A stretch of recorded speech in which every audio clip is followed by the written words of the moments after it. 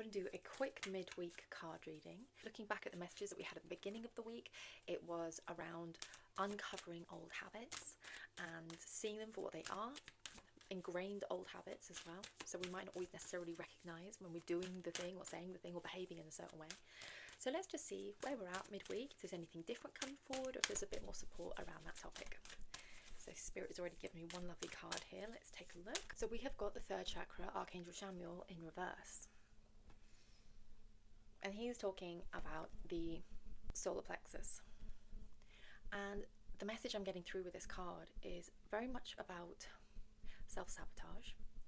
It's about holding yourself back somewhere. 111 on the clock there. So it's talking about us not stepping fully into our power somewhere in our life, that it's time for us to do that, and that we need to be working on our inner voice and the subconscious messages that we're telling to ourselves. We're keeping ourselves quite closed down, small, and it's time for us to be free, to free ourselves, to just step into it, and what we will be, what's the worst that could happen kind of vibe. Dip into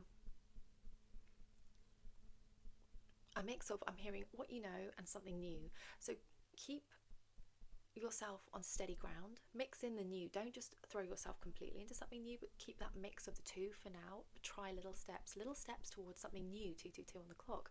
It's little steps towards something new, that every time you do whatever this is, you'll just gain a little bit of that confidence, just a little bit more every single time.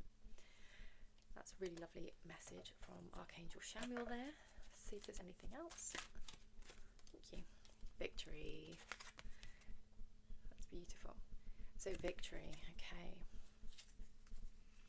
Right, keep your eyes on the prize, keep your head down, keep going, okay? Whatever this is, keep going. You know what this is talking about. You know where in your life this is going to be resonating. So just keep going. Spirit has absolutely got you. Angel of love. I'm noticing so much love coming forward in messages at the moment. It's interesting because although it's about love, it does look like she's holding her solar plexus. This is about how you're speaking to yourself. So we can listen to the voice in our head telling us we're not good enough, we can't do it. But are we responding to that voice? Are we giving it a voice back and going, yes I can. I'm scared and I'm nervous and I don't wanna, but I'm gonna. Are we actually taking power back from that voice in our head? Because the voice in our head or in our heart or in our solar plexus that tells us we can't do things, that we're not good enough, that we're not ready, it's not always right. I mean, obviously sometimes it's right. If you haven't trained to jump out of a plane yet, it's probably right that you don't jump out of a plane, but with a parachute.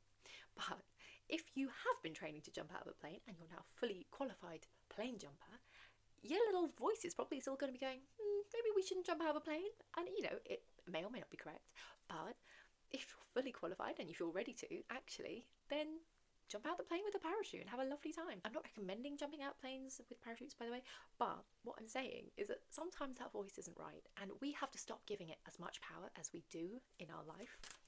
So that's a really important message.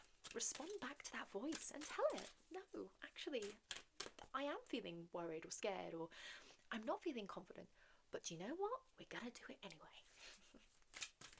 How do you talk to yourself? That's a really important one, so thank you for that, Spirit. Right, what else have we got? Anything else, please, Spirit? Oh, lovely. So interesting. Caring connections and happy family in reverse. So it feels like maybe there's been a lot in the head stuff, like we've been kind of in our head and going over and over things and maybe worrying about things and churning things over, that actually we've lost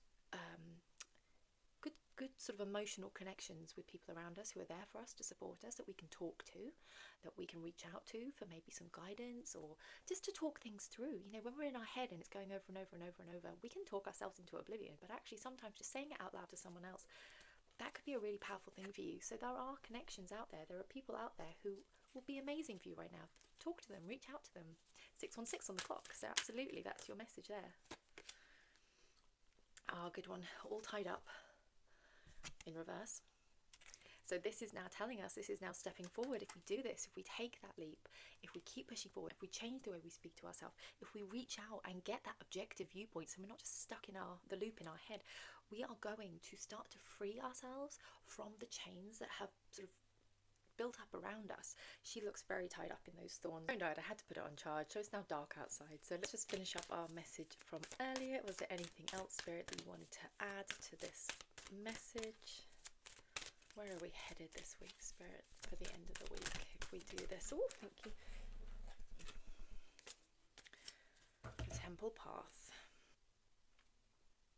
This is really interesting. It's the Temple Path in reverse, and it feels like at the moment we are headed towards something that potentially we think we want, but isn't actually going to be the best for us, because it's like we're putting ourselves in charge. We're listening to that inner voice going, go this way, go this way, go this way, do this, do this, do this.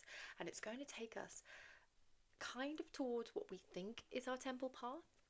But actually, if we can take a step back and shift the way we're speaking to ourselves, maybe listen more to our heart, allow Spirit to speak through us and lead us and guide us a bit more, the temple path that we're actually aiming for is much more likely to be what is going to be best for us, best for our highest good.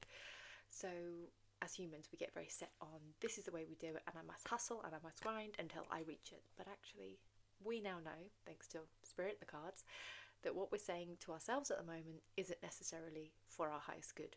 So at the moment, we're kind of aiming to what we think is our temple path, but in actual fact, if we can just take on this guidance, lean into it, take a step back, our temple path is going to become much clearer. And that temple at the end of it, whatever it is for you, whether it's a better relationship, a job, our business, our health, whatever it is that's going on in your life that this reading is resonating to you for, that temple is going to be so much sweeter, so much better for us, for our greater good, for the greater good of the collective. So let's just take that step back this week. For the rest of this week, let's just really listen out for that inner voice. Really get out the habit of listening to what it's saying, if it is saying things that are holding us back. I hope you enjoyed that. Thank you, Spirit, and thank you for being here as ever. Your support is so appreciated.